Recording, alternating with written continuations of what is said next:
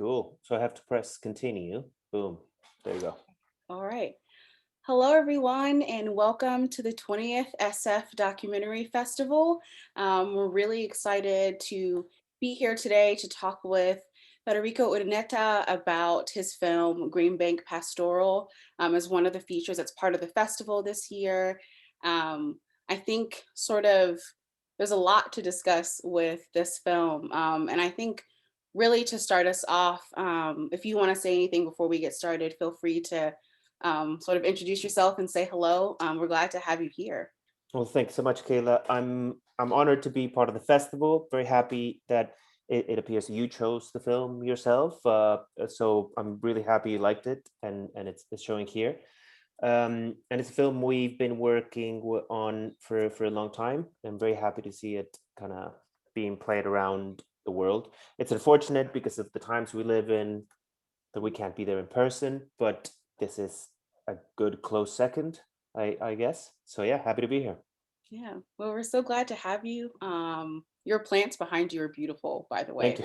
Thank you. Yeah, I'm in London right now. This is our house. I live with my partner who's upstairs, I think teaching English, I believe right now. Nice.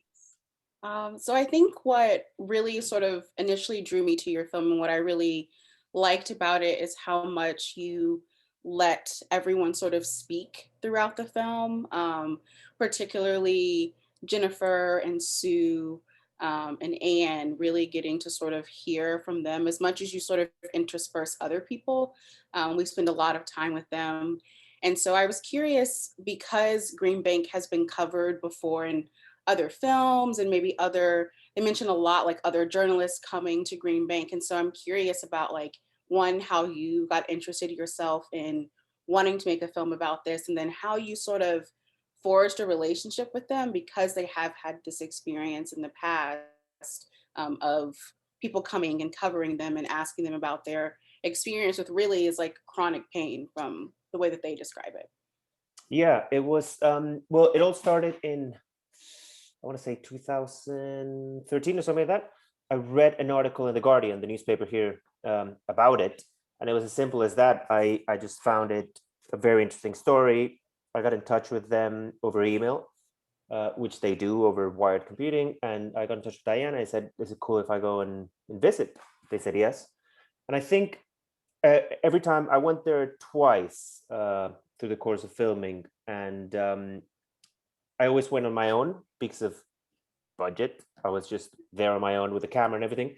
And I think that worked to my advantage in that I was just there, just with them, kind of hanging out with them. And since I'm there alone, it's not that much that it's a remote town, but it's a very small town. There's not much else to do but hang out. Mhm. So we would just spend a lot of time together, and interspersed with this hanging out, I would just film them. And I think, like you correctly stated, their relationship with the media is quite fractured and complicated, because I think at the beginning they were this kind of like very interesting story, so a lot of people covered them. You're right, Vice went there, and the BBC and the Guardian went. And I think at the beginning they were super open to being filmed, and then every time they went and read the pieces that were written about them or the videos, they always had this kind of like, oh, look at these crazy people living in the Appalachian region. So they became more and more kind of closed down, and were less keen to being filmed, and a little bit more aggressive. Um, and I think from the beginning, it's quite tricky, because when you're making a documentary, I this is my first feature documentary, but I was trying to kind of just convince them that that was not my intention. I was not out to make a gotcha film. Like, I Yeah. was not out to make a prove or disprove piece, because I'm not a scientist. I just don't know. I don't have I never thought I had the arrogance to really have an opinion whether what they suffer is real or not. I really don't know. uh, and just being with them, I was trying to convince them I'm not that interested. I remember speaking to a lot of people as I was making the film, saying, "Why don't you have scientists or talking heads?" And I said, "I'm just not interested in that." I would imagine that would be a great documentary if someone else did it. I'm Yeah. just kind of trying to hear their stories, and why they are here in the middle of the Appalachian region. And I think that's what I did. I just befriended them to a certain degree, and we just kind of filmed. That was it. Yeah, I think you mentioning like people asking why there weren't scientists is a really interesting point, and I think it's something that I actually really like about your film, that there is not the need to sort of have the experts and those people Hmm. interspersed. I think you have enough of that with the one man who's talking about the Yeah, yeah, benefits, yeah, like towards the end, the benefits of it scientifically. yeah, But I feel like personally, I enjoy it more because you do sort of just let them speak and yeah, let them be present. yeah, Um, and I think you talking about the Guardian and Vice brings up a point that Jennifer towards kind of the end of the film is like having that conversation with you about the responsibility of the filmmaker, where she says like you'll be gone and I will have to put up with the consequences, and like yes. talking about your responsibilities as someone who has filmed her and filmed multiple people. And I think that's a really important consideration with documentary filmmaking. I think it's talked about a lot. Oh, Um, absolutely. but it is very nice to hear it so clearly stated from someone who's participating in your film. And so I sort of wanted to hear, and she also mentions when Werner Herzog came as Yep. well, Yeah, and yeah, yeah. they appear in his film Lo and Behold. And so Exactly. Yeah. I really wanted to hear from you sort of about like how you navigated that as a filmmaker and how you think about sort of your responsibility as a filmmaker, especially because you're filming in a region that has been, the Appalachia region has been so um, maligned in some ways with Totally. media representation. And so I was very curious to hear you talk about that and your thoughts on that. Yeah, I think it's one of those things, at least in my experience, is just learn as you go and kind of like navigate the minefield of the ethics of documentary filmmaking. Because in the end, at least me, I'm constantly aware that these people are giving me their time for free. I'm not paying anyone. And in the end, I will, if I make something good out of it, I will profit kind of my career artistically or whatever out of making it. And what are they getting out of it? But at the other end of the spectrum, there was the other part in which that section I mentioned with Jennifer, which I really like. That was quite a heated argument that we were having, because at the same time, I didn't want to go all the way to the other end where Jennifer was kind of saying, in so many other words, kind of like, why can't people just come and tell our story? And I was saying, like, I can't just make a propaganda film either. I Mhm.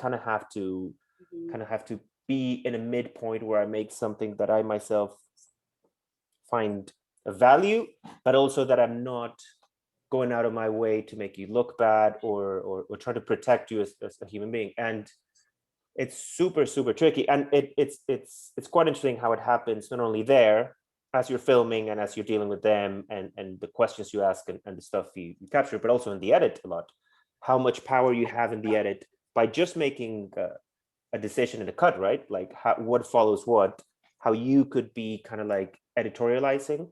Yeah. And and by no means I'm advocating that one should try to make a completely kind of fly in the wall ethnographic film with no point of view, because I think, firstly, I think that's impossible, and second, I just wouldn't find it that interesting. So I'm definitely quite, as you probably see in the film, there's definitely a lot of me in it in a way, but it's, I hope that the me that's in there is not that heavy-handed. Maybe it's heavy-handed aesthetically, but not ethically. I don't know. I mean, I hope that's as much as I can hope. And it was quite funny you mentioned the Herzog thing, because that was one of, when I first arrived, they just said, "Oh, this filmmaker was just here. What's his name? Herzog." And I'm like, "Fuck." I was just like, "Oh, great. Herzog was just here. What am I doing here?" Hmm. And it was quite funny hearing their stories of that, which it seems like it was quite, I mean, of course, me as a first time filmmaker, I had a lot of time. I just go and spend time. Him in the middle of this kind of commission project, whatever it was, to lo and behold, it seems like he was there just like wham bam, thank you, Hmm. ma'am, out of there. And of course, as probably a very experienced filmmaker as he is, he's kind of directing them in a way, kind of being like boom, boom, boom, which I also did, but I guess gentler, maybe. I don't know. Um, but it was quite funny hearing their stories, yeah, of how they felt. It's funny, yeah.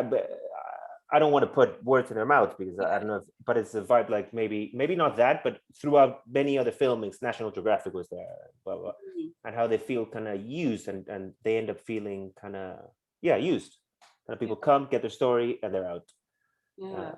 Uh, yeah, Yeah, I think I haven't seen the Werner Herzog film, but I read a little bit about it because after I watched your film, I was like, oh, I'm curious about who else has covered this before. hmm And I did get the sense from reading about that film that it is very much a like drop in, wham, bam, thank you, yeah, um, goodbye. And so that's why I think it's interesting how much time it feels, and it clearly shows that you spend a lot of time with them sure, and a lot of time getting yeah, to know them and how they interacted with you, but also how they interacted with the camera and what that meant for them. of course, Which I think really plays really well into me thinking about the cinematography of the film. And so you did the cinematography yourself, and then I you did, I edited the did, film as well. And so, not to be too literal, because the film is called Green Pink Pastoral, but it does have that very pastoral yeah, quality where you can feel sort of the expanse of Green Bank, and um, how in some ways I get how grounding it is for um, everyone who lives there. And so I was really curious to hear sort of how, especially in the interviews, you really have these wide shots that really let us see um, the people, and also the things that surround them and where they live. hmm And so I'm very curious to hear about how you approached the cinematography, especially in the moments where it's clear you have your handheld and you're just kind of following them. yeah, And I really liked just I personally am a fan of when the camera moves it and it doesn't feel as much like there's no one behind it. And so yeah, yeah, yeah.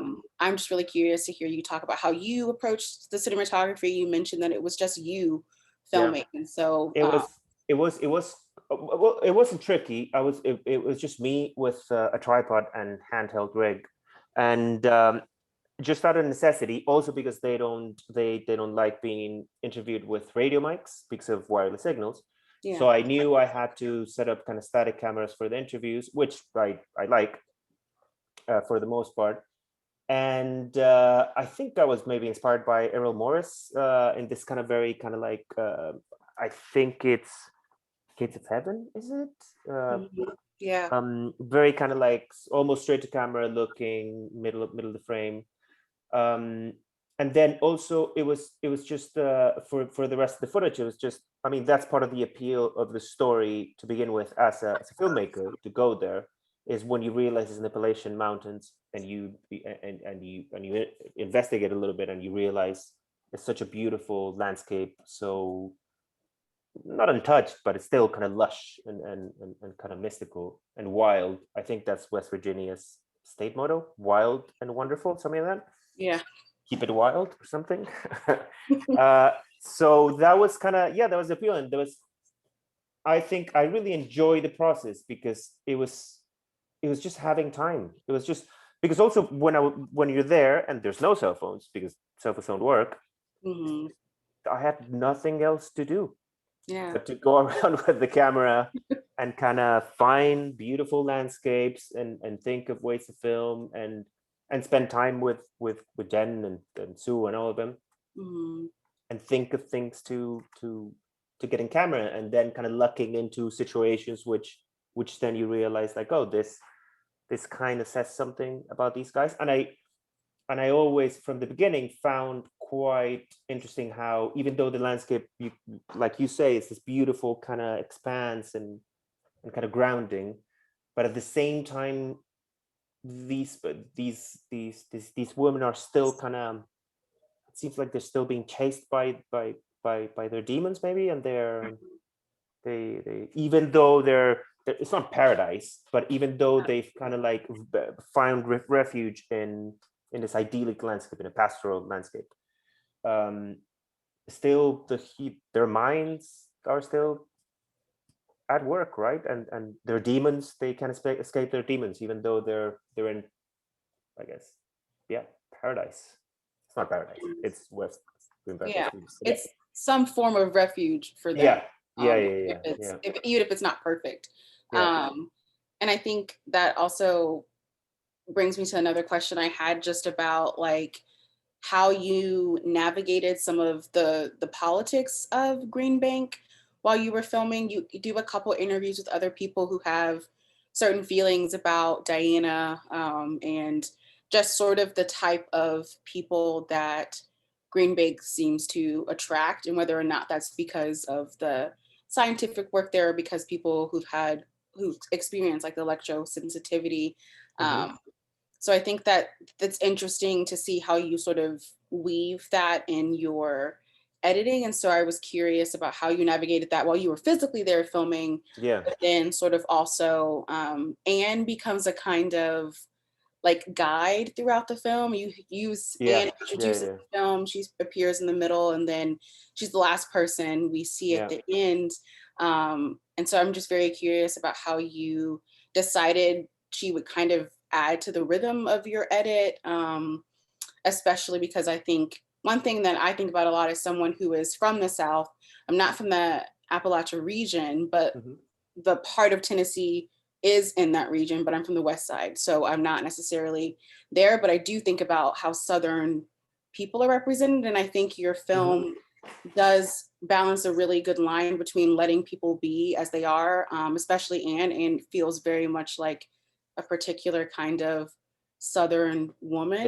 Yeah. Yeah. Yeah. So, but Well, not in a way that makes her seem as if she's a caricature. So, yeah. Yeah. I mean, as you can imagine, all of these decisions are made in the edit. Of course, when I'm there, I'm just meeting Anne. I think I met her at the 4th of July party, and she was just funny. And I said mm, to her, I said, "Do you mind if I go and film you?"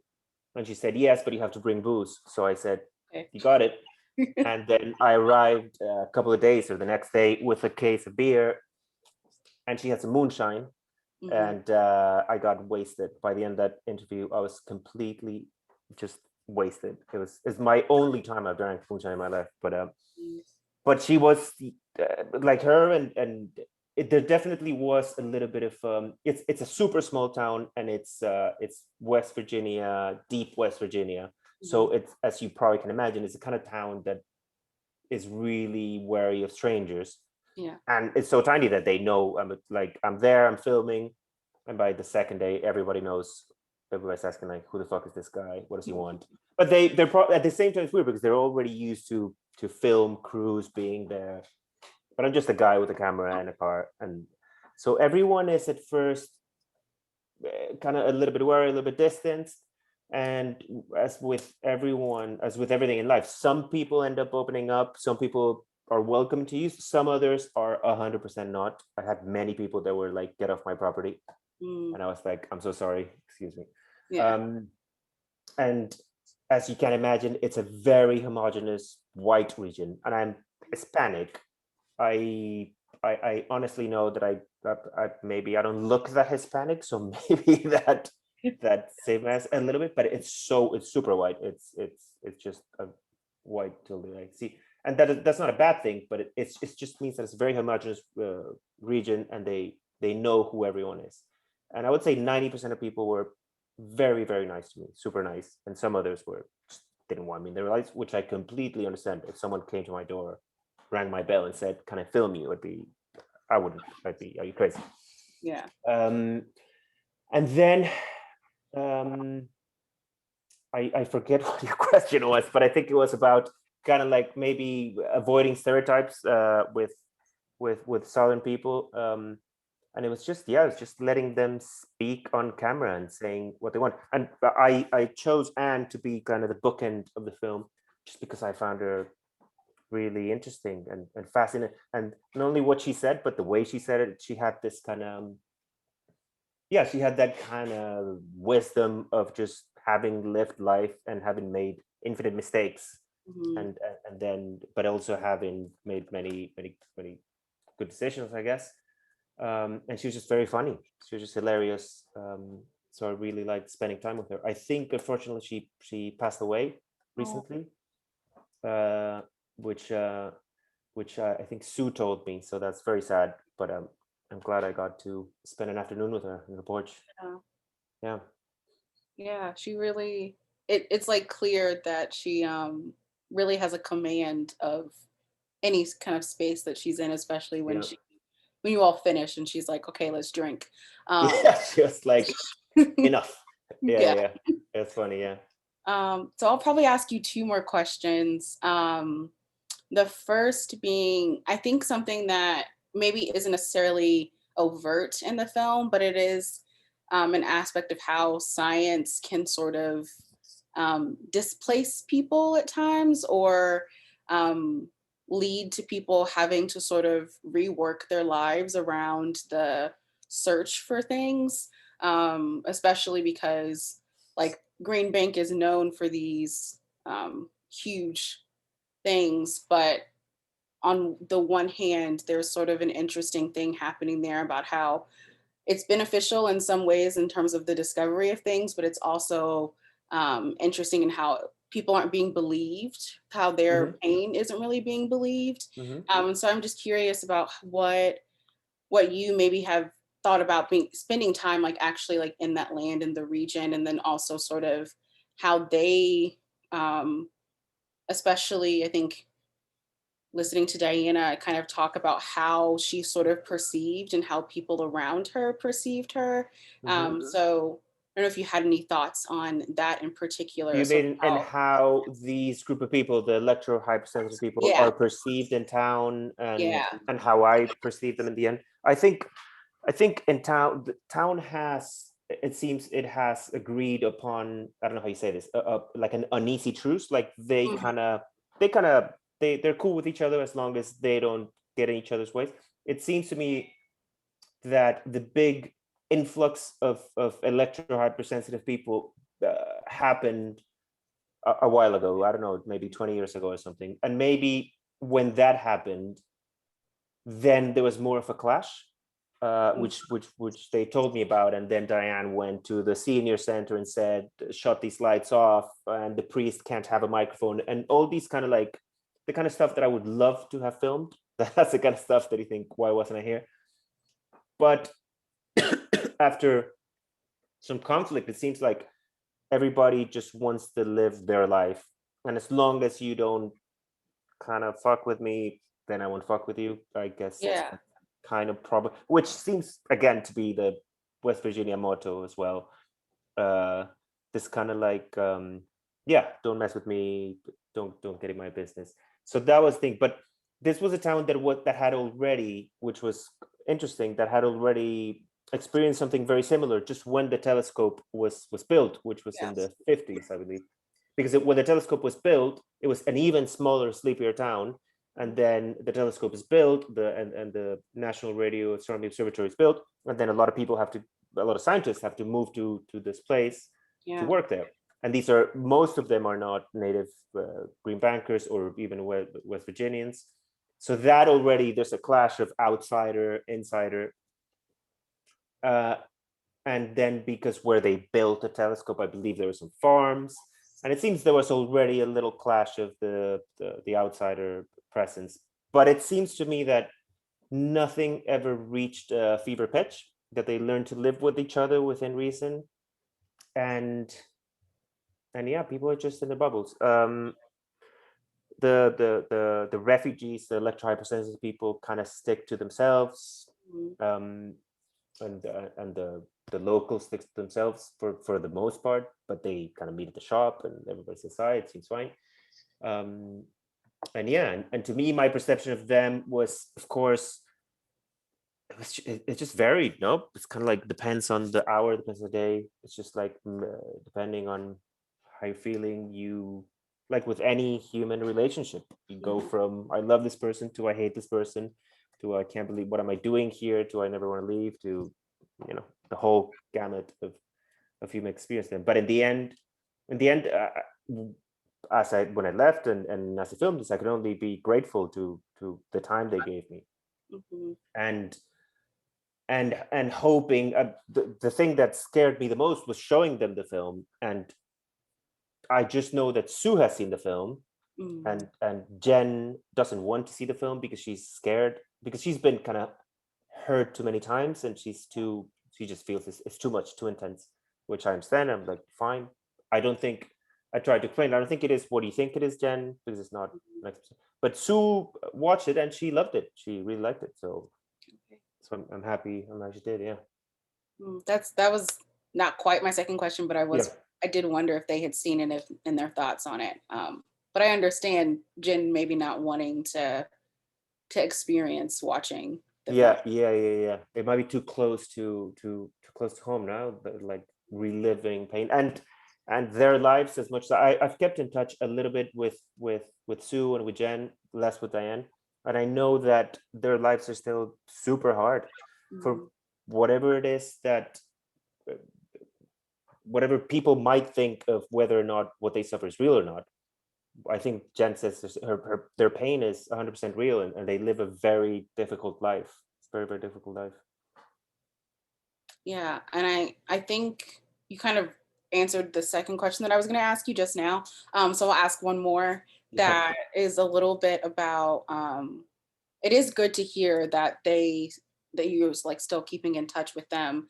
And another like element technically that I did want to pull out and talk about a little bit is the score and kind of Hmm. how that there's like little bits of glitches at some point, and also just generally like noticing that some of your music is in the Hmm. film, and then how you also kind of bookend with the Powell family band at the end, and Hmm. so which kind of feels like a nice send off after spending time with everyone in the film for the past like 50 or so minutes, and Hmm. so I just kind of wanted to hear how you crafted that, how the music that was yours sort of Hmm. was incorporated, and how you thought about the music as a way of, you know, supporting your edit. I think to me in every film I've done, to me music is of course like super important as a musician myself. Mhm. And but the process is to me super organic. I had no idea what the film was going to be titled when I was there. I had no idea what music I wanted to use, and I tried a trillion different tracks on it. Nothing worked, or something was too heavy-handed or something. And I ended up finding that Bach's pastoral works, which are like a series of his organ works and choral works, just kind of fitted, kind of worked, and at the same time it kind of worked in a very cool organic way that the title of the film itself kind of ended up working, because it's the classic film that when you apply for funding and when you talk to producers, they say you need to name this the case of electrohypersensitivity in Green Bank or something like that. I'm like, no, fuck that. I think that's boring. uh I'd rather have something that's a little bit looser, and that you can decide for yourself what you think, how you think it applies to it, right? But uh but I found it was the music selection kind of created a nice kind of counterpoint between classical music, which is clearly not from there, but I think that works well with a pastoral landscape, bucolic scenes, and the bluegrass, which is native to the region, which I just loved. And again, everything is super organic. It's just being there, and I was in the literally the Roadkill Festival, which is what Mhm. they have. Um, and I saw Silas Powell play in a corner, just busking. He was just busking, and I talked to him and I said, I would love to film you if you ever want to, if you ever have time, please give me your number. And I tried him many times. He was busy, and eventually we ended up meeting somewhere in the middle of the woods. And him and his the band is him, his dad, and his granddad, I believe, or his uncle. And I just loved the music, and I just really liked it. I thought it was a nice little counterpoint between the classical European Bach, kind of music, and the bluegrass, super native, super American, super Southern music.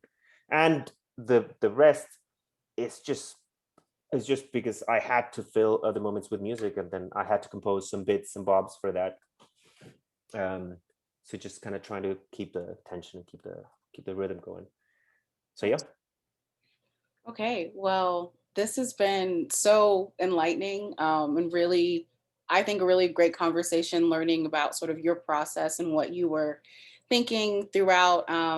Is there anything else you want to share about the film for people who are watching, or maybe what you're working on next? Uh, I don't know, not really. For people who are watching the film, I just hope you like it. You don't find it. I tried to make it as unboring as possible. I hope you find it interesting. And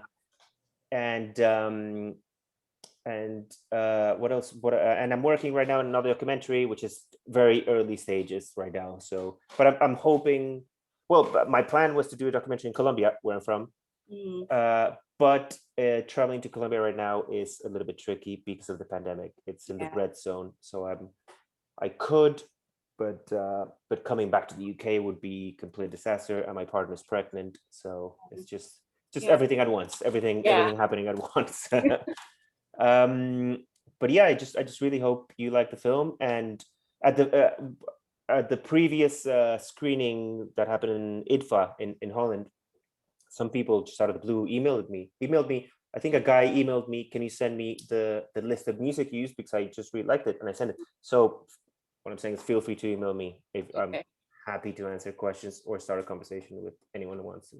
Oh, that's great. Well, thank you so much for your time and sharing with us and submitting your film to the festival. I'm really glad that even though it is all virtual, that we still sort of get the chance to connect and see good films and have the space to talk about the craft of filmmaking, especially with documentaries. So thank you again for your time. My And pleasure. Thank you, Kyla. yeah, Thank you so much, guys. Bye bye. bye. Thank you.